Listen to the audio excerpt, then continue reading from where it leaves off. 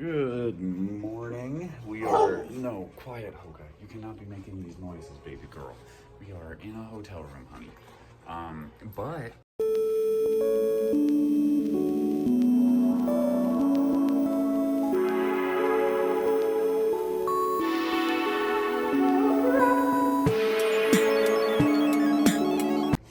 we just went down and got breakfast, and they had orange juice.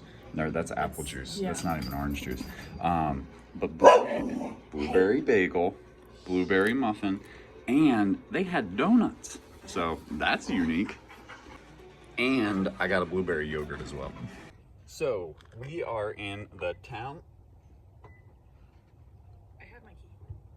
Cool, it's locked then. We are in the town of Mesilla this morning, and ooh, that Rivian has like a rooftop camper in it. We'll walk by that. Hoka started walking the other way, so I'll just zoom in on it. Ooh, beauty. But we are just outside of Las Cruces, New Mexico, and we are on our way down to El Paso today. We have a car coming. We're walking past it anyways. And it looks mighty inconvenient to get into the tailgate of that for anything other than sliding it in. But the area that we're walking to is this cute little plaza. Hoka, for some reason, is getting very lost on her walk this morning. Holy, the sidewalk just like jumped up 2 inches. You're so tall, Greta. I am. You recycle.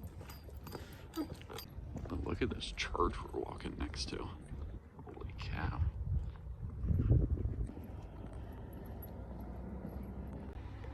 Very pretty. So the area that we are walking around now is the plaza. So I don't know, every town and every like small town in New Mexico has a little plaza, which would be your central gathering place. However, this one has this cool mixed wood and adobe gazebo instead of just like making it out of normal wood and like the traditional shapes. So wasn't the Butterfield Overland Trail, wasn't that like the train station or post office that we stopped at? I think it was in either Guadalupe. I think it was Guadalupe Heights. Was it? The...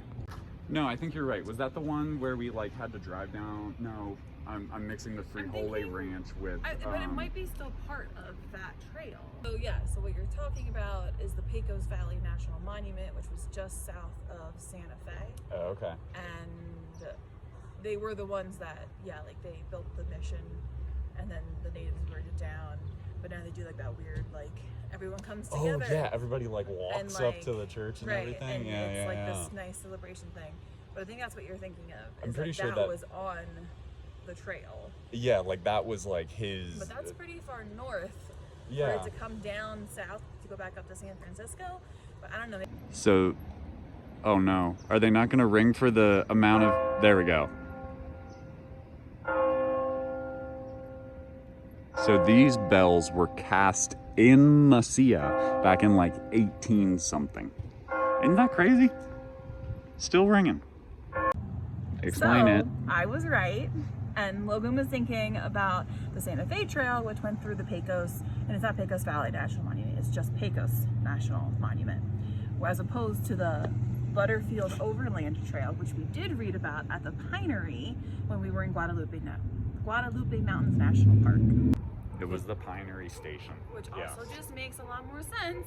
Because that's the way the trail goes. So a lot more in line with that. Yeah. And I remember thinking, weird that from St. Louis it goes down so far south. To scoop back up. But San Francisco isn't, I guess, that far north. But still. Yeah. So yes, so it was definitely a Guadalupe Mountain National Park. She was right. So you incorrectly named this a gazebo. It is a bandstand. Oh, alright. That is all.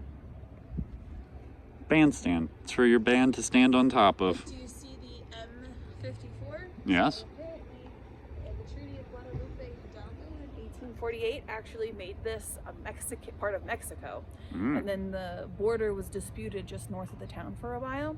And then in 1854, hence the 54, there was something Gadsden. Signing of the Gadsden Purchase. There you go.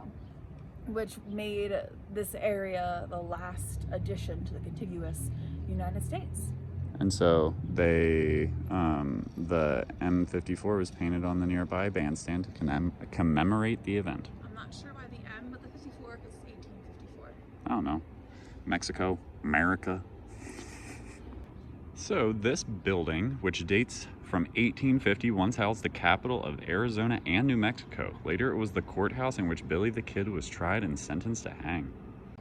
This is the oldest brick building in New Mexico. He was murdered by robbers. Oh. So I'm in at the Apple store now. This is the phone that I'm looking to get, but holy cow, this thing is thin. I mean, especially compared to like the Pros, they're not too bad, but this thing is. Yeah, I am checking out the phones here. Some nice ones. The Pro Bump is pretty cool, but like they didn't open that long ago, and there's already so many people. There's just a car though, but most importantly, I got my stuff. So we've made it just down the street now, and we're in a park. This is the Chamizal National Memorial Park, and that over there is the border with Mexico.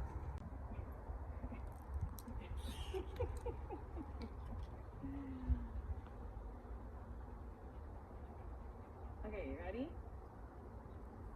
1, 2, 3. There you go. There you go. Gonna have a nice little lunch break here in the park, just outside of the cultural center, which I'm totally gonna go in and check out later. Greta was already in there. Did you look around at all? I only looked at one little exhibit that was on the way to the restrooms. Oh, fair enough. But it was like dolls. Oh. But it looked like Asian dolls or something. I don't know, I gotta look closer. But Interesting. Yeah. So the name actually comes from the chimazo plant.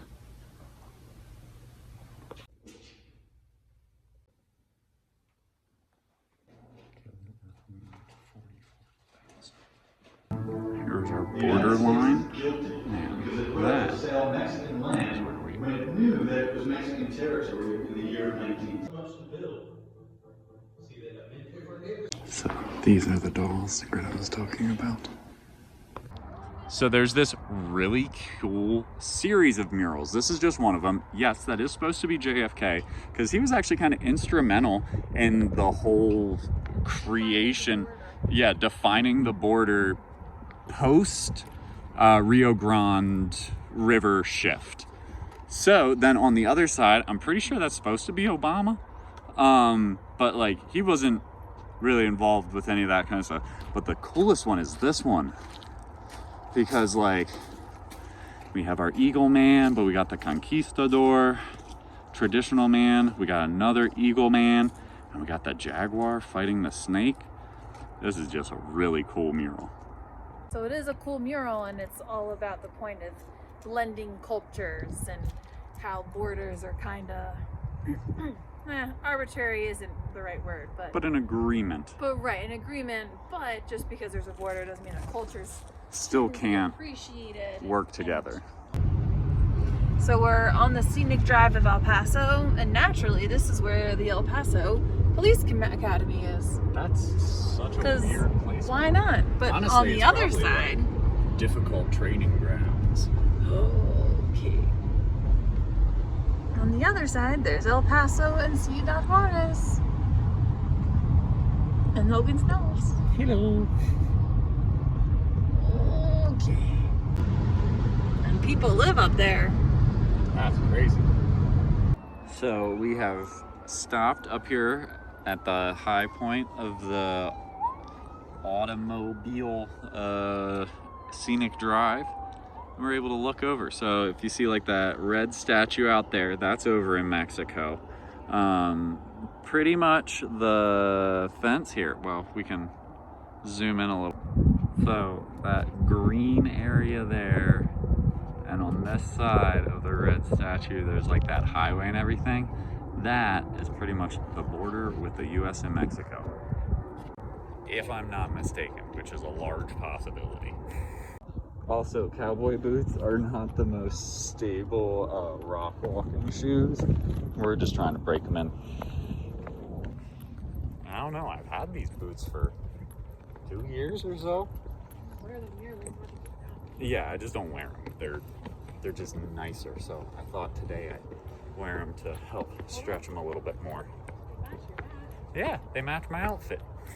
So we are now downtown in El Paso, apparently on El Paso Street. We got some alligator themes going on here in the plaza. It's an interesting little plaza. They have like a Winterfest kind of thing going on, so there's like a giant Christmas tree and some different lights and stuff. But there's this like cool little pathway leading to what? Yep, down some gators.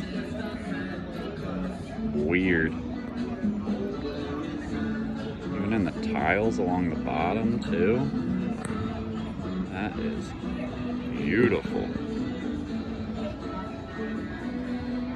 Well, and it wouldn't be coming to El Paso if we didn't get some Mexican food. So we have come to Barrio Eats and Drinks here in El Paso. A nice little bar area in the back with some seating up in the front. So I got some beef tacos with some what I now know as refried beans, but this was the charro beans. And then some Spanish rice. And Greta got chicken flautas and then green chile mac and cheese. It looks pretty good. Hoka unfortunately did not get anything. Other than stress from the young children running around us. Lots of stress. So we have stopped at an All Subs, like right on the Texas-New Mexico line, and doing a little bit of filling up here. Greta ran inside to grab some drinks because it's about that time of day where I get sleepy, and Greta usually takes over driving. So yeah, just filling up and then waiting patiently for my driver. So we are coming up here on what may be our immigration checkpoint, making sure that we are actually U.S. citizens coming into New Mexico here. Oh, we're in New Mexico already. We've been in New Mexico since the gas station. Oh, we've been in New Mexico since the gas station. I was napping. So this is Alamogordo, New Mexico. That's where it actually is the checkpoint. Well, we made it through, and they just kind of, whoa. And they just kind of like waved. He looked at me.